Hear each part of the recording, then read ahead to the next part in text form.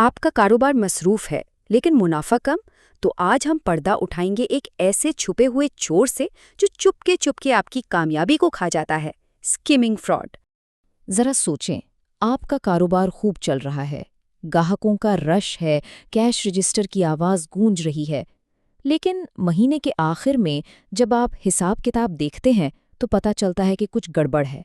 ये एक ऐसा डरावना ख्वाब है जो हर कारोबारी मालिक को परेशान करता है। आखिर ये गड़बड़ कहाँ हो रही है? तो चलें जरा जासूसी करते हैं और देखते हैं कि वो पहली निशानियां कौन सी हैं जो बताती हैं कि मामला कुछ गड़बड़ है। ये कोई वहम या आपकी सोच नहीं है, ये सीधे साधे ठोस हकाइक हैं। जब आपकी आमदनी कम हो रही हो, मुनाफा कहीं गायब हो रहा हो और कैश फ्लो बिल्कुल सूख गया हो, तो समझ जाएं कि खतरे की घंटी बज चुकी है। देखिए, हर जुर्म का कोई ना कोई नाम तो होता ही है। इस मामले में जिस छुपे हुए दुश्मन से हमारा पाला पड़ा है उसका नाम है स्कीमिंग।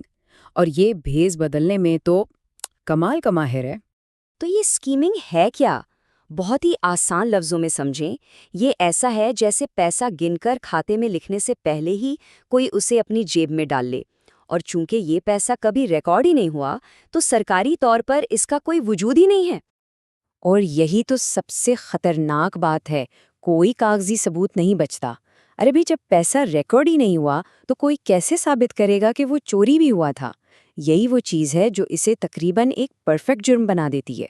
जैसा कि आप यहाँ देख सकते हैं, पैसा गाहक की जेब से निकला और सीधा चोर की जेब में चला गया। कंपनी के खातों को तो हवा तक नहीं लगी। ये इतना ही सीधा सादा और इतना ही तबाहकुन है।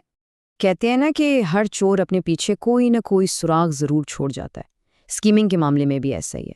और पहला सुराग छुपा होता है आपकी फाइनेंशियल रिपोर्ट्स में। उन 3 इशारों को कभी भी हल्का मत लें। अगर आपकी आमदनी, मुनाफा और मार्जिन, ये तीनों चीज़ें मुसलसल आपकी तवक्कुआत से कम आ रही हैं, तो ये सिर्फ एक बुरा महीना नहीं है, ये उस सुराग की निशानी हो सकता है जहाँ से आपका पैसा बह रहा है। अच्छा, तो हमने मालियाती सुराख तो देख लिए। अब जरा और गहराई में चलते हैं, क्योंकि ये फ्रॉड सिर्फ किताबों तक ही नहीं रहता, बल्कि ये आपके रोजमर्रा के कामों में भी फैल जाता है। अब सवाल ये है कि ग्राहकों की शिकायतों का मुनाफे के गायब होने से क्या ताल्लुक हो सकता है? ये दोनों चीज़ें आपस में कैसे जुड़ सकती हैं? जवाब छुपा है एक बहुत ही चालाकी भरी तकनीक में, जो स्किमिंग को छुपाने के लिए इस्तेमाल होती है। उसे कहते हैं लैपिंग। इसको यूँ समझें कि एक शख्स की पेमेंट चोरी कर ली। अब जब दूसरे शख्स ने पेमेंट दी तो उसकी रकम पहले वाले के अकाउंट में डाल दी ताकि किसी को शक न हो। ये एक बहुत ही खतरनाक खेल है।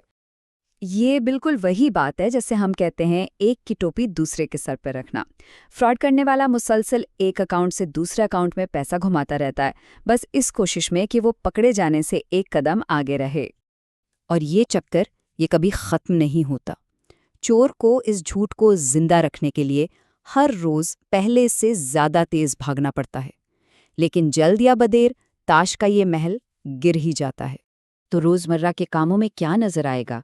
ग्राहक शिकायतें करना शुरू कर देंगे कि उनकी पेमेंट्स तो गायब हो रही हैं।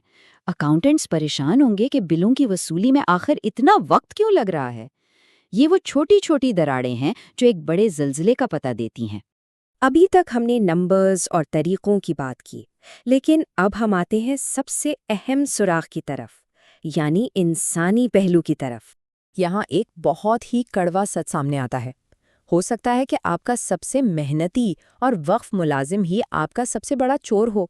वो देर तक इसलिए काम नहीं कर रहा कि उसे कंपनी से कोई मोहब्बत है, बल्कि इसलिए कि उसे अपने फ्रॉड को छुपाने के लिए वहाँ मौजूद रहना पड़ता है।